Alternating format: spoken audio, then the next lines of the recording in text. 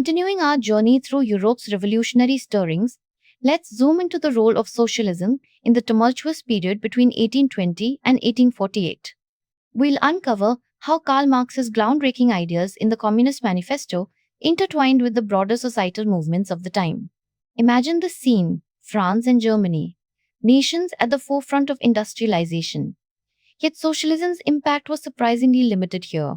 Why, you might ask? Well, in France, the bustling excitement around republicanism stole much of the spotlight from socialism, creating a serious distraction. Over in Germany, the situation was a bit different. The working class, those folks who could have been the torchbearers of socialism, weren't huddled together in those big factories and urban centers like we might envision. Instead, many were scattered across small workshops, making their situation ripe for the seeds of utopian socialism, reflecting their dreams for a better society, yet lacking the cohesion to make a significant mark. Now, think about how vital communication is in spreading revolutionary ideas. Marx's visions were penned in an era when words traveled faster than ever before. Thanks to steam-powered presses and burgeoning railway networks, newspaper circulation in Paris skyrocketed from 60,000 in 1830 to a whopping 48,000 by 1845. Let that sink in. More newspapers meant more ideas circulating at unprecedented speeds. But here comes a twist. Despite these advances, literacy levels painted a gloomier picture. Even in educated corners of Europe like Britain, France, and Belgium, literacy rates hovered around 40 to 50% in the 1840s. In Russia, a mere 1%. So, while the middle classes and artisans might pore over the latest pamphlets, the vast majority of the lower classes remained untouched directly by the written word. They were far more influenced by the harsh realities of economic and social hardships than by any revolutionary manifesto they might read. This brings us to the secretive underbelly of the revolutionary landscape. Metternich's great and dangerous plot. Secret societies, often the breeding grounds for radical thoughts and plots, who would believe they were brimming with internal divisions and a lack of unity. The Italian Carbonari, for instance, boasted up to 600,000 members at their peak.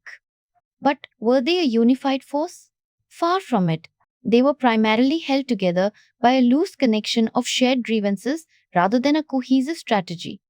The absence of international unity among revolutionaries often meant that fearsome reputations were inflated to instill fear rather than reflect true power. Let's pause for a second and reflect on the social theories burgeoning at this time. Discontent was widespread, fanned by intense social and economic changes. Whom do we blame? The peasantry trapped in the new capitalist economy, a desperate working class, or an ambitious middle class stifled by circumstance? Turning our gaze to the countryside, it's clear that rural areas weren't just idyllic farmlands, but arenas of significant strife.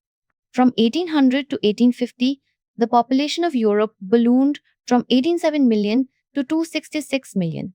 Despite such growth, agricultural practices lagged painfully behind, plunging many into rural poverty and pushing them towards city life. Meanwhile, the decline of rural manufacturing hit hard. Traditional weavers in France and Silesia struck back with strikes and riots in the 1830s and 1840s, a fiery response to increasing pressures from urban factory competition. Through all these threads, the spread of revolutionary ideas, the social upheavals, and the visceral struggles of the rural peasantry, we see a complex tapestry of factors that set the stage for the seismic shifts in Europe's social and political landscapes. Interesting, right? Let's keep going and delve deeper into how these elements converge to reshape history.